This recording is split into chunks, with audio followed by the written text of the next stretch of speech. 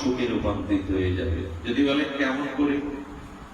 আচ্ছা, সাপের বিষাক্ত দাদা, সোনার দামের থেকে তো বিষের দাম বেশি, সর্ববিষে 1 কেজি বিষের দাম আমার জানা নেই, সোনার থেকেও বেশি। তো সর্ববিষ আমাদের যারা মেডিকেল সায়েন্সে আছেন বা হোমিওপ্যাথি গবেষক, তারা কি করে জানেন? সাপের বিষ থেকে জীবনদায়ী হোমিওপ্যাথি ওষুধ করে কিনা বাবা, এটা তো মিথ্যা নয়। তো যদি কোনো মানুষের গবেষণার ফসল বিষ অমৃত হয়, ঔষধ হয়, তো ভগবান বললেন আমার ভজনা করলে আমি দুঃখটাকে সুখ করে দিতে পারবো না, কারণ বিষ অমৃত করে দিতে পারবো না। দাদা বললেন ক্যান্সারের যে থেরাপি সেটাও বিষ থেকে, এই জন্য এত মূল্য এটা। তারপরে বিষ যদি ঔষধি হয়ে যায় অমৃত, ভগবানের কৃপায় দুঃখটাও সুখ হয়। আচ্ছা, একটা কথা প্রশ্নের উত্তর দিতে, এখানে যে আমরা আছি, আমাদের প্রত্যেকের গৃহে, পরিবারে, ব্যক্তিতে সমস্যা আছে, নেই কি? কিন্তু এখানে উপলব্ধি করছেন মাথার মধ্যে চিন্তাটা এখন কাজ করছে, সংসার চিন্তা। তার মানে এটাই প্রমাণ করে সাধু সঙ্গে ভগবানের কথা শ্রবণ কীর্তন করতে থাকলে, ভজন করতে থাকলে মাথার বোঝা নেমে যায়, দুশ্চিন্তার বোঝা নেমে যায়। এটাই সব থেকে বড় প্রমাণ। এর মধ্যে এখন যারা বসেছেন, আমি তো দৃঢ় কণ্ঠে বলতে পারি, অসৎ চিন্তা করবার মতো ক্ষমতা এখন আপনাদের মনে নেই। আচ্ছা, এখানে তো নারী পুরুষ একসাথে বসেছে না, কারো মনে কোনো বিকার আসারও সম্ভাবনা নেই। কারণ এই ভাগবত কথামৃত হরিনামের মধুর ধ্বনিতে এই বাতাসটাই বদলে গেছে, এই পরিমণ্ডলটাই বদলে গেছে। এখানে কোনো মানসিক চিন্তা, দুশ্চিন্তা, সংসারের বোঝা কারো মাথায় কাজ করবে না। এটাই প্রমাণ করে ভজন করুন, ভগবানের ভজন করুন, তাহলে আপনার চিন্তা চেতনাটা জীবনে বদলাবে। ছোট্ট দুটো দৃষ্টান্ত, অপূর্ব দৃষ্টান্ত আমার জীবনের প্রথম মনে হয়। এই দৃষ্টান্ত আমি বলছি কোনো ভাগবতে। দেখুন, দুজন শিক্ষিত বন্ধু গ্রামের মেলায় এসেছে, চাকরি করে, বাড়ি এসেছে ছুটিতে। খুব মন দিয়ে শুনুন, খুব মহিমাপূর্ণ কথা। মেলায় এসে তারা মেলা করতে করতে কি কিনবে বুঝতে পারছে না। কি কিনলো জানে? এখন তো অনেক কিছু রকমারি বেরিয়েছে। একটা মূল্যবান দোকানে গিয়ে দেখছে যে একটা জিনিস চোখে দিলে ছোট জিনিস বড় দেখা যায়, এরকম আছে না? লেন্সের ছোট জিনিস, তো এই জিনিসটাই মনে ধরে, চল দুই বন্ধু এই দুটো কিনে নিয়ে যায়। এখন ওই যে ছোট দেখলে বড় দেখায়, এই লেন্সের ক্যামেরার মতো দুটো কিনে নিয়ে দুই বন্ধু বাড়ি গেছে। সকালে করেছে কি, এক বন্ধু ঘুম থেকে উঠেই ওটা চোখে নিয়েছে। চোখে নিয়ে যে মেঝের দিকে ওইটা তাকিয়েছে, দেখে ওই যে ধুলাবালি তো পড়ে থাকে, ঘরটা এখনো মাতাজিরা ঝাড়ু দেয়, ওই যে ধুলাবালি কাকড়, ওগুলো বড় দেখা যাচ্ছে, ছোট দেখা যাবে, বড় দেখছে পুরো ঘরটায় আবর্জনা ভরা, বড় দেখা যায় ছোটগুলো। আচ্ছা, বাইরে এসে কি দেখছে? বাইরে এসে এই মায়েদের গ্রাম তো গোবরের গাদা করা, গোময় গোবর, সেই গোবরের দিকে ফিরে দেখে কীট পতঙ্গ দুর্গন্ধ, যেন ওই বড় দেখা যাচ্ছে, যেন পুরো উঠানটায় আঙিনাটাই দুর্গন্ধে ভরে গেছে। আপনাদের কি বলবো, ড্রেনের দিকে যখন ওটা ফিরিয়েছে তখন দেখছে আমার বাড়ি তো পুরো নদ-নামার সমুদ্র, এই দুর্গন্ধ জল। এই রাগান্বিত হয়ে বাড়ি এসে খাদ্য চেয়েছে, আর মা সকালে রুটি করে দেয়। এখন রুটি তাপাতে সেঁকতে গেলে কিছু কিছু জায়গায় পড়ে যায় না কালো ভাই মা, সেই রুটির দিকেও ধরেছে কেন, কি দেখা যাবে? পুরো রুটিটাই কালো কালো পোড়া। রাগে মাগে থালা ফেলে দিয়ে সেই মাকে গালি দিতে শুরু করেছে। লবণ একটু কমলে আমরাও নেই মাকে, মায়েদের গালি টালি দেই, ফেলে দিয়ে বলছেন এই জিনিসটাই, আর সকাল থেকে আমার অশান্তি। কারণ আচ্ছা, যে আমার সমস্যা, যে আর এক বন্ধু কিনলো তারও নিশ্চয়ই আমি সমস্যা দেখে আসি, তো তার ও রাগ মাগ করে সেই বন্ধুর বাড়ি গেছে, এটাকে ও খিলখিল করে হাসছে, ঘরের পুরো ঘরটা হাসছে। বলি বন্ধু, যা কিনেছি কাল আর সকাল থেকে আমাকে অভিশাপ আর অভিশাপ, পুরোটাই অশান্তির কারণ। যা দেখছি সব অশান্তির কারণ। আচ্ছা, তোরও তো নিশ্চয়ই অশান্তি হয়েছে। এই জিনিসটা পেয়ে আমার শান্তির সীমা নেই, আর সকাল থেকে আমার এত আনন্দ, আমার জীবনে এত আনন্দ আমি কোনোদিন পাইনি এই জিনিসটা পেয়ে। একই কিন্তু জিনিস, বলে তুই আনন্দ পেলি কি করে? সত্যের তো মন দিয়ে বিচার চায়। ভগবান প্রদত্ত বুদ্ধি থাকলে, বিচার থাকলে দুঃখটাও বিষ্ণাও অপনীত হয়ে যাবে। তখন ও বলছে, আমি সকালবেলা উঠে ক্যামেরাটা ধরেছিলাম দেয়ালের দিকে, দেয়ালে টানানো ছিল সব অবতার মহাপুরুষের ছবি। দৃষ্টিভঙ্গি চাই। একই বস্তু, সাপের বিষ অমৃত হতে পারে, পচা দুধটা ছানা হতে পারে, তাই না? তো দেয়ালে টানানো সব মহাপুরুষের ছবির দিকে যেমন তাকালাম, রাম কৃষ্ণ স্বামীজি সবার ছবির দিকে তাকিয়ে দেখে আমার পুরো ঘরটাই যেন দেবতা অবতারে ভরে গেছে, বড় বলে দেখা যাচ্ছে ছোটটা। আমি এই আনন্দে বাইরে গিয়ে যখন তাকালাম দেখি কিছু ফুল ফুটে আছে, সুগন্ধ ফুল ফুটে আছে। ফুলের দিকে ক্যামেরাটা দেওয়াই দেখি সারা আঙিনা যেন ফুলে ভরে গেছে, খিলখিল করে হাসছে ফুলগুলো, সৌরভ ছড়াচ্ছে। তারপরে না বাড়ির পাশে নদীর দিকে ওইটা ধরাতে দেখি আমার আঙিনা দিয়ে যেন স্রোতস্বিনী নদী বয়ে চলেছে আনন্দে। যেন এই আনন্দে ঘরের বিষয়ে স্ত্রীকে বললাম কিছু খেতে দাও, দিয়েছিল কিছু মিষ্টি, ওতে ক্যামেরাটা দেওয়ার পরে দেখি মিষ্টিগুলো ছোট ছোট না বড় বড়। আমার আনন্দের তো সীমা নেই। আচ্ছা, একই ক্যামেরা, একই বন্ধু, দুইজনের দৃষ্টিভঙ্গির কারণে একজন দুঃখ পাচ্ছে, একজন আনন্দ পাচ্ছে। বোঝা যায় না? দৃষ্টিভঙ্গি বদলাতে হবে, বিচার ক্ষমতা বদলাতে হবে। এই বিচার বা দৃষ্টিভঙ্গির কারণেই আমাদের দুঃখ। এই জগৎটা আনন্দ দিয়েই করেছেন ভগবান, দুঃখটা আমাদের তৈরি করা। আনন্দ দিয়েই ভগবান করেছেন, কিন্তু আনন্দের অনুসন্ধান আমরা করি না। আমরা সারাটা জীবন শুধু ক্ষমতা, অর্থবিত্ত এর পেছনে ছড়লাম। শান্তি যে কোথায়, আনন্দ যে কোথায়, তার সন্ধান ব্রহ্মানন্দং পরম সুখদম, একমাত্র ভগবান আনন্দই হলো, ব্রহ্মানন্দই হলো, আত্ম আনন্দই হলো প্রকৃত আনন্দ। এই জন্য বিচারটা বদলান, নিজের চিন্তাটা বদলান। বিচারটা কেমন জানে? অপরকে চেনাটা সহজ, নিজেকে চেনাটা কঠিন। অপরকে চেনা খুব সহজ, নিজেকে চেনাটা কঠিন। আর কি বলেছে? অপরকে শাসন করা বীরত্ব। অপরকে শাসন সবাই করতে, যার বীরত্ব আছে সে অপরকে শাসন করতে পারে, কিন্তু নিজেকে যে শাসন করতে পারে সে বীর না, মহাবীর। নিজেকে যে শাসন করতে পারে সে মহাবীর, বীর না।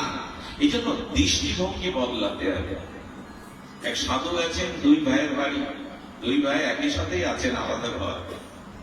এক ভাই মদ খায়, স্ত্রীকে পিটায়, গালি দেয়, পুত্র কন্যাদের অশ্লীল ভাষায়, অশ্রব ভাষায় গালি দেয়। সাধু ঢোকার সাথে সাথে সেই পাষণ্ডের স্ত্রী সাধুকে বললেন, বাবা একটু জ্ঞান দিয়ে যান, একটু বুঝ দিয়ে যান।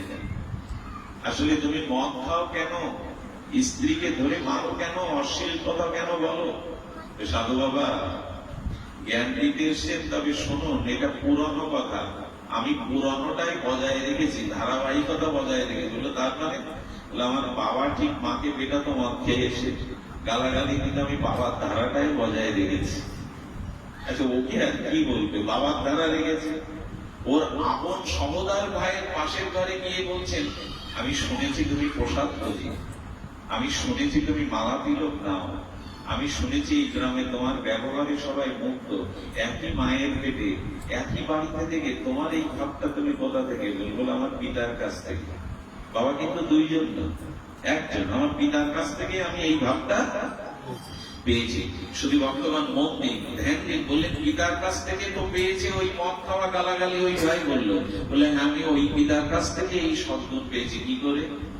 ছোটবেলায় যখন মায়ের চোখে জল দেখতাম, বাবা গালি দিত, সেই শিশুকালে আমি প্রতিজ্ঞা করেছিলাম পিতা ছুঁয়ে, যে বড় হলে আমি বাবার মতো হব না, বদলে দেখাবো যে জীবন বদলানো যায়। একই বাবা, দুইজনই একই উলসে জন্মেছে।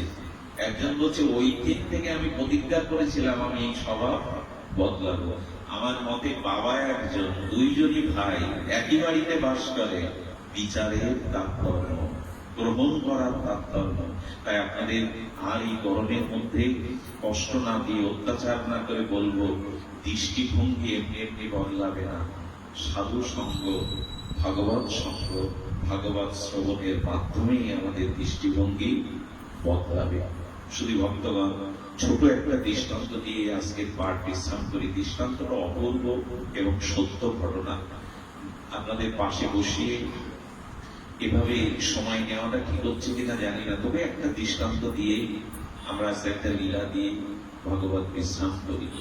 শুধু ভক্তগণ, সাধু সঙ্গ, ভগবত সঙ্গ এবং হরি কথা, হরি নাম, এগুলি মানুষের সুখ বা শান্তির একমাত্র কারণ। আপনারা দেখেছেন আজ ইউরোপ, আমেরিকা বা পাশ্চাত্যবাসীরা কিভাবে মায়াপুরে, নবদ্বীপে, শ্রীধাম, রাধাকুণ্ডে ভজন করছে। আমি এই কথাটা বহুবার বলেছি, আপনারা প্রচার যন্ত্রের মাধ্যমে শুনেছেন যে প্রভুপাদ ছিল এসি ভক্তিবেদান্ত প্রভুপাদ যেখানে বসে পার্কে বসে হরিনাম শুরু করেছিলেন 70 বছর বয়সে, তার চারিপাশ সব মদ খেত, জোয়া খেলত, এবং উনি 3 ঘন্টা ওখানে বসে বসে খোল বাজিয়ে কীর্তন করতেন। এই 70 বছরের ভারতীয় একজন বৃদ্ধ আজ কি করলো সেখানে? আজ দলে দলে পরবর্তীতে যারা অর্ধ উলঙ্গ হয়ে, বিবস্ত্র হয়ে নাইট ক্লাবে মদ খেয়ে নৃত্য করত, তারা আজ হরিনাম পেয়ে, প্রভুপাদের আদর্শ পেয়ে, গীতার মহাবাণী পেয়ে আজ তারা গৌরী বসন করে তিলক মালা নিয়ে হরিনামের মালা জপ করছে, গৌর আরতিতে সংকীর্তন করছে। এর থেকে বড় দৃষ্টান্ত আর কোথায়? যারা একদিন হতাশায় ভুগছিল, নারকীয় জীবনযাপন করছিল, তারাই আজ পরমানন্দে এই ভারতের বুকে এসে জর্জ হ্যারিসনের মতো। আপনারা 1971 স্বাধীনতা যুদ্ধে জানেন জর্জ হ্যারিসন ইনি কতটা আমাদের জন্য গানের কনসার্ট করে অর্থগুলো দিয়েছে। পৃথিবীর কাঁপানো এই জর্জ হ্যারিসন, তার বাড়ির পাশে ছিল ইস্কন মন্দির। ভোরবেলা যে কৃষ্ণ নাম ভৈরব রাগে ভেসে আসতো না, ওই কৃষ্ণ শব্দটা আমার ভিতরে গেঁথে গিয়েছিল। আপনারা জানেন উনি কোটি কোটি ডলারের মালিক ছিলেন। ওনাকে শত্রুতা করে মারতে এসে ছুরি ছুঁড়েছিল, দস্যুরা ছুরি ছুঁড়েছে। সেই ছুরিটা দেখে নিজেকে বাঁচানোর জন্য ওনার মুখ দিকে যিশু এলো না, গড এলো না, হঠাৎ বলেছে হে কৃষ্ণ। যেই বলেছে ছুরিটা লক্ষ্যভেদ হয়ে গেছে, অন্যদিকে চলে গেছে।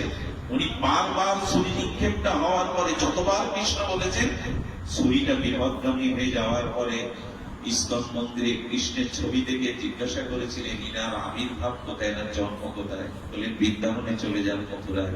উনি বৃন্দাবনে এলেন, সমস্ত ব্রজমণ্ডল পরিক্রমা করলেন, ভগবানের অরিন্দম ত্রিভঙ্গ মুরারি মুরলীধারীকে দেখে বললেন আমি এই চরণে আমার জীবনকে উৎসর্গ করব, কারণ তিনি আমার জীবন দিয়েছেন আর যিনি আমার জীবন ত্রাতা। ওই মুহূর্তে উনি পরে দীক্ষা নিলেন। চিন্তা করতে পারবেন না, যিনি বিশ্বকে কাঁপিয়েছিল পপ তারকা, তিনি গৌরী বসন্তরে তিলকমালা নিয়ে নগ্ন পায়ে জার্মানির রাজপথে উনি করতাল বাজিয়ে কীর্তন করে বেড়াতেন। কিন্তু দুরন্ত ক্যান্সার দেখা দিল। হাসপাতালের বেডে কি বলেছিল জানেন? কথাটা আমার বলতে গেলেই হৃদয় কণ্ঠ রুদ্ধ হয়ে আসে। উনি মৃত্যু শয্যায় হাত জোর করে বলেছিলেন ওনার অনুরাগীদের, আমি মারা গেলে আমার দেহটা এখানে সমাধি দেবে না, বিমানে করে সরকারের অনুমতি নিয়ে ভারত ভূমিতে পোড়াবে, আর আমার চিতাভস্মটা বিমানে করে ভারতের মাটিতে উপর থেকে মিশিয়ে দেবে। কেন আপনি এটা বলছেন? বলছি এই জন্ম গেছে, আগামী জন্ম যেন আমি ভারত ভূমিতে জন্মাতে পারি, যে মাটিতে শ্রীকৃষ্ণ এসেছেন, রামচন্দ্র এসেছেন, গৌর হরি এসেছেন, সেই মাটিতে জন্মে যেন আমি কৃষ্ণ ভজন করতে পারি। ওনার এই ইচ্ছাটা পূর্ণ হয়েছে।